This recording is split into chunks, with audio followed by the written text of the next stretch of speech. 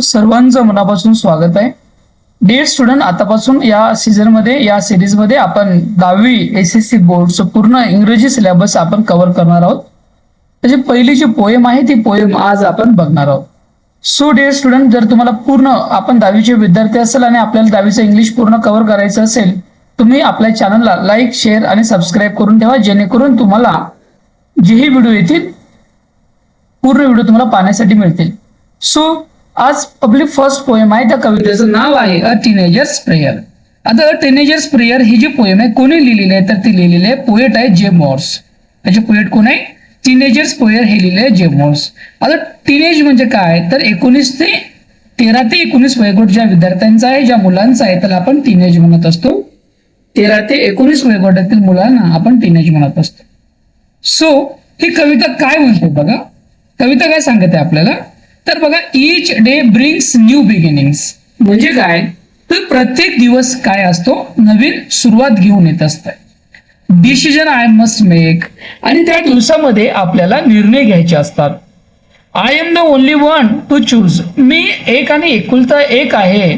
The road that I will take, म्हणजे या स्टांजामध्ये पहिला स्टांजा आहे आणि पहिल्या स्टांजामध्ये 4 ओळी इथे सांगितलेल्या आहेत. तर काय सांगितलेलं आहे dear student, each day brings new beginning, म्हणजे प्रत्येक दिवस नवीन सुरुवात आहे. आणि या ठिकाणी मला डिसिजन्स घ्यायचे आहेत, मला निर्णय घ्यायचे आहेत. म्हणजे काय, जसं की आता काल ज्या पद्धतीने तुमचा दिवस होता, तुम्ही काल आळशी होता, अभ्यास करत नव्हता, आता दुसरा दिवस उगवलेला आहे, नवीन सुरुवात झालेली आहे. तुम्ही एक चांगला निर्णय घेऊ शकता आणि ठरवू शकता, नाही आजपासून मी माझ्या आयुष्याची चांगली सुरुवात करणार आहे. आजपासून मी काय करणार आहे, आजपासून मी माझ्या आयुष्याची चांगली सुरुवात करणार आहे, माझा आळस सोडणार आहे आणि मी अभ्यासाला लागणार आहे. म्हणजे तुम्ही काय घेतला, तो निर्णय घेतलात. म्हणजे तुम्ही प्रत्येक दिवस असा निर्णय घेऊ शकता. आताही तुमच्याकडे टाइम आहे, तुम्ही व्हिडिओ बघताय, ज्या वाईट गोष्टी तुम्ही सोडू शकता आणि चांगले निर्णय तुम्ही घेऊ शकता. मग निर्णय घेणारे कोण आहे तर I am the only one to choose, म्हणजे तुम्ही एक आणि एकुलते आहात आणि तुम्हाला तुमच्या आयुष्याचं काय करायचं आहे डिअर स्टुडंट, तुम्हाला तुमच्या आयुष्याचा निर्णय घ्यायचे आहे. The road that I will take, म्हणजे तुम्हाला तुमच्या आयुष्याचे मार्क्स निवडायचे आहेत. कोणाला निवडायचे, तुमच्या शिक्षकांना निवडायचंय का तर तुम्ही एकुलते एक आहात, तुम्ही अलोन आहात की तुम्हाला तुमच्या आयुष्याचा मार्ग निवडायचा आहे. Is it okay? चला सर, आता बघा नवीन सुरुवात म्हणजे काय असू शकते. न्यू बिगिनिंग म्हणजे काय तर तुम्ही चांगलं शिकायला सुरू करू शकता, चांगले निर्णय घेऊ शकता. तुम्ही तुमच्याकडे जे होप आहे, तुम्ही निगेटिव्ह विचार करताय, तुम्ही एक पॉझिटिव्ह विचार करू शकता. तुम्ही चांगलं काहीतरी प्लॅन करू शकता, चांगलं काहीतरी लावू शकता. बरोबर आहे की नाही? चांगली सुरुवात करू शकता. न्यू बिगिनिंग म्हणजे काय करू शकता, तुमच्या आयुष्याची खरी सुरुवात, नवीन सुरुवात, चांगली सुरुवात तुम्ही करू शकता डिअर स्टुडंट. मग काय, तुमचा आळस सोडू शकता, तुमचं लेझिनेस तुम्ही सोडू शकता.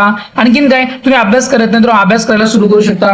तुमच्याकडे वाईट सवय असेल ते सोडू शकता, वाईट मित्र असतील ते सोडू शकता. तर तुम्ही चांगली सुरुवात या पद्धतीने करू शकता असं जेमोर्स म्हणताय. सो सेकंड स्टांजा काय म्हणतोय, I can choose to take the road of life. इथे एक मुलगा दिसत आहे, तो म्हणतो की आय कॅन चूज म्हणजे मी माझा आयुष्याचा रस्ता निवडू शकतो.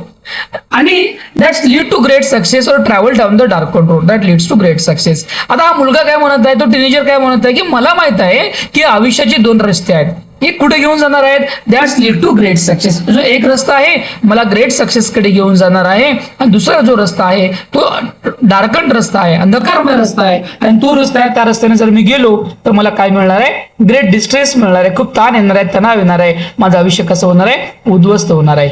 मग तुम्हाला ठरवायचं आहे की कोणत्या रस्त्याने जायचं ते. Is it okay? नेक्स्ट. आता डिअर स्टुडंट, आता गुड वे म्हणजे काय आणि बॅड वे म्हणजे काय अकॉर्डिंग टू यू किंवा टीनेज साठी तुमच्यासाठी गुड वे काय आहे बरं. तर जर तुम्ही प्रायोरिटाइज युअर स्टडीज, तुम्ही तुमच्या अभ्यासाला वेळ देत असाल, तुमच्या फॅमिलीसोबत चांगल्या पद्धतीने वागतात, रिस्पेक्ट करतात, मोठ्यांचा आदर करतायत, बरोबर आहे की नाही, स्टे ऍक्टिव्ह राहतात, रोज व्यायाम करताय, एक्सरसाइज करतायत, नेहमी सकारात्मक विचार करताय, पॉझिटिव्ह विचार करताय, पुस्तक वाचतात, चांगले मित्र तुमच्या सोबत आहेत, बरोबर आहे ना, तुम्ही मोबाईलचा वापर प्रॉपर करत आहात, बरोबर. आता शिकण्यासाठी तुम्ही मोबाईलचा वापर करत आहात. So this are the good thing. म्हणजे तुम्ही काय म्हणणार तुमच्या आयुष्यामध्ये, जर तुम्ही हे जर गोष्टी जर फॉलो केलात तर you will become a success in your life. But my dear student, तुम्ही काय करतायत, बॅड वे म्हणजे काय, wasting time.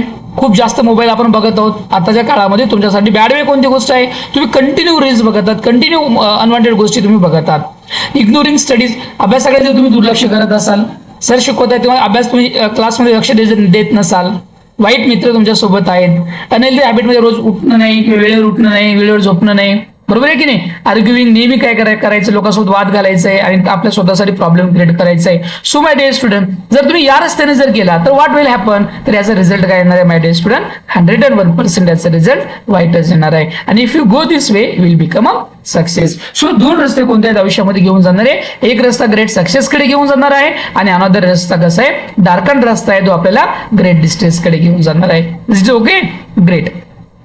So my dear student, आता इथे या ठिकाणी काय करत आहे, तो टीनेजर काय करत आहे की देवाला विनंती करत आहे. बरोबर आहे, देवाला काय विनंती करत आहे बघा, गॉडला विनंती करत आहे, please open up my eyes dear Lord. हे देवा माझे डोळे उघड कर. माझे डोळे उघड कर म्हणजे कुठले डोळे ओपन कर, याचे डोळे बंद आहे का, याचे डोळे बंद आहे का. सो डिअर स्टुडंट, तो म्हणतो की माझे डोळे उघड कर. कोणते डोळे, तर डिअर स्टुडंट या बुद्धीचे डोळे. कोणते डोळे, तर माझे बुद्धीचे डोळे ओपन कर. That I might clearly C, जे की मी स्पष्टपणे बघू शकेन. मी काय करेन, स्पष्टपणे बघू शकेन. काय स्पष्टपणे बघायचंय त्याला, चांगलं आणि वाईट. काय बघायचं त्याला, व्हॉट इज राईट आणि व्हॉट इज रॉंग. मला चांगलं वाईट बघायला सांग. चांगली गोष्टी कोणती आणि वाईट गोष्टी कोणत्या आहेत हे देवा मला मदत कर, आणि जे चांगलं आहे ते माझ्या समोर आण. Help me stand for what is right. जे चांगलं आहे, जे उत्तम आहे ते मला दे, आणि bring out the best in me. म्हणजे माझ्यासमोर एकदम चांगल्या गोष्टी आण, एकदम सकारात्मक गोष्टी आण, एकदम पॉझिटिव्ह गोष्टी माझ्यासमोर आण. माझं आयुष्याचं भलं करण्यासाठी, कल्याण करण्यासाठी, माझं उत्कर्ष व्हावं अशा गोष्टी माझ्यासमोर तू आण. असं तो जो टीनेजर आहे तो देवासमोर काय करत आहे, प्रे करत आहे, प्रार्थना करत आहे. Is it okay, great. So मग डोळ्याचे कोणते माइंडचे ओपन करायचे त्याला, तो म्हणतो की चांगलं नॉलेज आणून दे मला, चांगल्या लोकांची मदत करू दे, माझ्याकडे प्रामाणिकपणा आणून दे, चांगले मित्र माझ्या समोर आण, चांगलं वेळ तार माझ्या समोर, जेणेकरून मी माझ्या आयुष्यामध्ये यशस्वी होईल. मला चांगलं रस्ता दाखव, चांगला वे दाखव. जे की वाईट गोष्टी कोणत्या आहेत, तर राग आहे, लेझीनेस आहे, आळशीपणा आहे, वाईट फ्रेंड आहेत. बरोबर आहे, टाइम वेस्ट करताय तुम्ही. ओके, सो ह्या ज्या गोष्टी आहेत, जे दुःख आहे, ह्या ज्या गोष्टी आहेत माझ्या आयुष्यामध्ये, वाईट गोष्टी आहेत, तर ह्या गोष्टी माझ्याकडे आणू नको. माझ्यासमोर काय आण, माझ्या म्हणजे डोळे उघडू दे, बुद्धीचे डोळे उघडू दे, मला चांगलं आणि वाईट बघू दे, आणि काय कर, माझ्यासाठी चांगल्या गोष्टी घेऊन कर, मला चांगल्याकडून उभं कर. असं तो टीनेजर विनंती करत आहे. कोणासमोर विनंती करत आहे, गॉड समोर. Is it okay, great. Next काय म्हणत आहे, नेक्स्ट स्टांजा आहे हा, help Lord just train no. आता आपण 14 स्टांजाकडे आलेलो आहे. तो म्हणतो की हे देवा मला नाही म्हणायला मदत कर. कशासाठी नाही म्हणायचंय, Wien temptation comes on my way. जेव्हा माझ्या आयुष्यामध्ये मोह येईल, मत्स येईल, अहंकार येईल, तेव्हा मला काय कर, मला नाही म्हणायला मदत कर.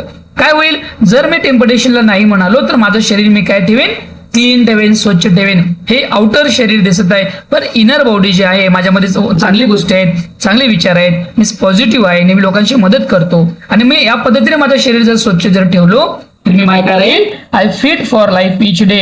माझ्या आयुष्याचा प्रत्येक दिवस मी कसं जगेन, आनंदामध्ये जगेल, फिट राहील, आरोग्य राहील. आणि काय सांगत या ठिकाणी, मला नाही म्हणायला मदत. तर टेम्पटेशन म्हणजे काय, तर टेम्पटेशन आजच्या काळामध्ये तुमच्यासाठी टेम्पटेशन काय डिअर स्टुडंट, मोह म्हणजे काय, कंटिन्यू मोबाईल बघणं, गेमिंग करणं, टीव्ही समोर बसली कंटिन्यू टीव्ही बघा वाटणं, राग करणं. बरोबर आहे, एक्झाम मध्ये कॉपी करणं, एखादा पेपर सापडलेला आहे आता कॉपी करावं, चांगले मार्क्स घ्यावं, हा सुद्धा तुमच्या आयुष्यातला मोहज आहे.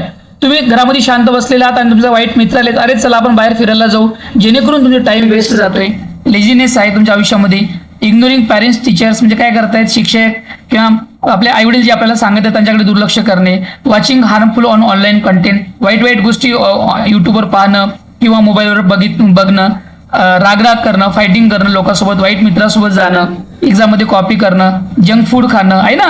तर peer pressure from the friends म्हणजे फ्रेंड्स कडून काय करणं, प्रेशराईज होणं. सो माय डिअर स्टुडंट, त्यानंतर तू सांगितले नाही आपल्याला हे करावंच लागणार आहे, ह्या गोष्टी आपल्याला ऐकावंच लागणार आहेत, तर ह्या ज्या गोष्टी आहेत ते जर सांगत असतील तर त्यांच्याकडून आपण इन्फ्लुएन्स होतो. तर तुमच्या आयुष्यामधले सध्या तरी टेम्पटेशन आहेत. आणि जर तुम्हाला आयुष्यामध्ये चांगले विद्यार्थी बनायचं असेल, चांगले व्यक्ती जर बनायचं असेल, तर कोणत्या गोष्टी फॉलो करावं लागणार आहेत, ह्या सगळ्या गोष्टीला आपल्याला काय करावं लागणार आहे, नाही म्हणावं लागणार आहे, नो म्हणावं लागणार आहे. सो इथे काय म्हणत आहे की जस्ट से नो, कोणाला नाही म्हणायचं तर टेम्पटेशन. तर टेम्पटेशन म्हणजे आपण या सगळ्या गोष्टीला टेम्पटेशन म्हणूया dear student. Is it okay. आणि काय होईल मग, माझ्या आयुष्यामध्ये माझ्यामध्ये जर टेम्पटेशन आलं नाही तर मी काय राहील, मी कसं बनेल, क्लीन बनेल, माझं शरीर क्लीन बनेल, आणि मी प्रत्येक दिवस कसं राहील, फिट राहील. हे आपलं कोणतं स्टँडर्ड सांगत आहे आपल्याला, आपलं 4th स्टँडर्ड सांगत आहे. Is it okay.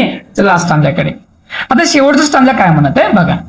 तर तो म्हणतोय की वेन माय टीनेज इयर्स आर ओव्हर, जेव्हा माझं टीनेज संपेल, 13 पासून ते 19 वर्षापर्यंत 19 वर्ष संपेल आणि मी माझं 20व्या वर्षामध्ये जाईल, माझ्या तरुणपणाकडे जाईल, मी तरुणपणाकडे जाईल, तेव्हा काय बघेन मी? I know that I will see, मी बघेल, मला कॉन्फिडेंटली आत्मविश्वासाने आहे की मी काय जगलेलं असेल, that life lived it's very best. माझं जे टीनेज इयर्स आहेत मी चांगलं जगलेलं असेल, आनंदाने जगलेलं असेल, हॅपीली जगलेलं असेल. आणि शेवट सांगत आहे with you walking to next, म्हणजे कोणासोबत? हे देवा तुझ्यासोबत. माझं जे टीनेज आहे मी तुझ्यासोबत चाललेलं आहे, तुझ्यासोबत जगलेलो आहे, असं या ठिकाणी जेमोर्स आपल्याला म्हणत आहेत. या 5 स्टांजामध्ये आपण समजून घ्यायचा प्रयत्न केलेला आहे माय डिअर स्टुडंट. ओके, चला समोर. आता जर तुम्हाला एक्झाम मध्ये अप्रिशिएशन विचारतात, आता अप्रिशिएशन मध्ये काय विचारतात तुम्हाला माय डिअर स्टुडंट? तर कवितेचं नाव काय? Teenagers prayer. पोएट कोण आहे? तर जेमॉर्स. कवितेमध्ये आणखीन एक विचारतात तुम्हाला रायमिंग स्कीम काय? तर या कवितेची रायमिंग स्कीम काय? ABCB. त्याच्यामध्ये फिगर ऑफ स्पीच कोणते वापरलेले आहेत dear student? Apostrophe, alliteration, inversion हे याच्यामध्ये येस फिगर ऑफ स्पीच वापरलेले आहेत. नेक्स्ट थिंग इज दॅट याचा सेंट्रल आयडिया काय आहे? याचा सेंट्रल आयडिया काय सांगू शकाल? तर सेंट्रल आयडिया आहे the poem teachers teenager to choose the right path. म्हणजे काय शिकवतं? पोएट काय सांगतो की या टीनेजरला चांगलं पाथ, चांगला रस्ता निवडण्यासाठी सांगत आहेत. थ्रू प्रेयर म्हणजे प्रार्थना, थ्रू गुड डिसिजन चांगले निर्णय घेण्यासाठी, अँड गॉड्स गायडन्स देवाचं गायडन्स या ठिकाणी त्यांना मिळत आहे. बिकॉज सक्सेसफुल अँड रिस्पॉन्सिबल, आयुष्यामध्ये यशस्वी होण्यासाठी कोणाची गरज आहे? इथे ईश्वरांची गरज आहे आणि त्याच्यासोबत तुम्ही तुमचा चांगला आयुष्य जगू शकताय. हीच या कवितेचा सारांश आहे, समरी आहे डिअर स्टुडंट. सो तुम्हाला एक्झाम मध्ये काय विचारलं जातं? तर तुम्हाला टीनेजचं वय कुठून कुठपर्यंत आहे विचारलं जातं. तर 13 ते 19 वर्ष आहे. टीनेजला डिसिजन कोणता घेतोय? कवी कोण आहे? पोएट कोण आहे? रायमिंग स्कीम काय? हे सगळे या पोएम मध्ये आपण पाहिलेलं आहे माय डिअर स्टुडंट. आणि असेच व्हिडिओ बघण्यासाठी आपल्या चॅनलला तुम्ही काय करू शकता? सबस्क्राईब करू शकताय. Okay dear student, thank you so much. इथं आपण थांबूया.